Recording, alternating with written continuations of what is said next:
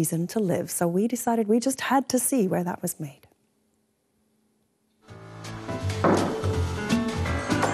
Thorsten Römer used to specialize in brewing beer, but now he's switched his focus to whiskey. He likes it to have a smoky flavor and a hint of spice. The connoisseurs call quality whiskey like his liquid gold.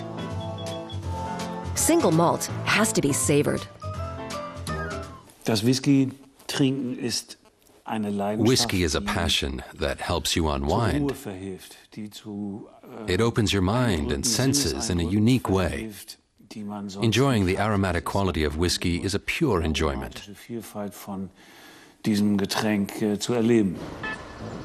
Sloupisti is distilled here in Sloupisti, a sleepy little place in the Spreewald region not far from Berlin.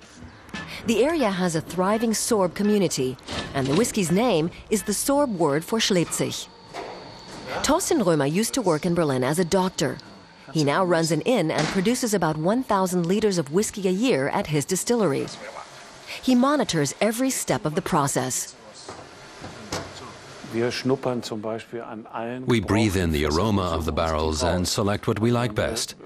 When we buy our barrels, there are usually about 300 or 400 to choose from, and we take the ones with the character we like most. Germany is home to 40 whiskey distilleries.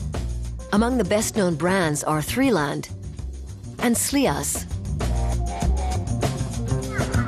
De Willis is a specialty whiskey store in Berlin. It stocks brands from all over the world, but owner Hans-Jürgen Hepape buys in only the very best, including Sloupisti. He's a staunch fan of German whiskeys. There aren't very many of them, but they are very good. One of the reasons why they're excellent is that Germans are skilled craftsmen, and this is reflected in the quality of the whiskey that they make.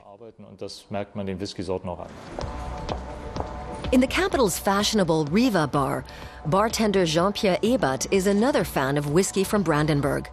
He believes it can more than hold its own against Scotch and Irish whiskey.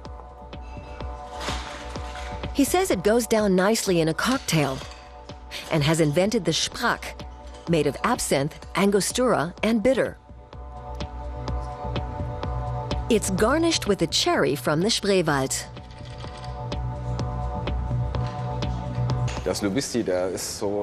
In terms of taste, Sloupisti is in the tradition of a classic Scotch.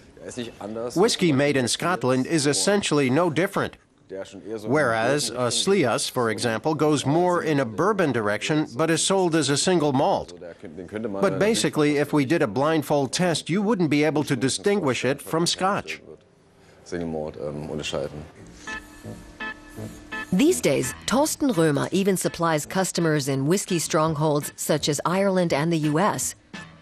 He's actually having trouble keeping up with demand and is planning to open a second distillery and increase production to 6,000 liters per year. We asked if he risked turning Sloupisti into a mass product. It's hardly mass production.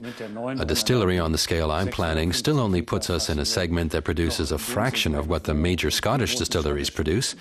They work on a whole different scale. We're small but classy.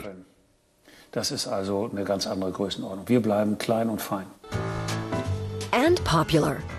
As far as Thorsten Römer is concerned, quality whiskey doesn't always have to be Scottish.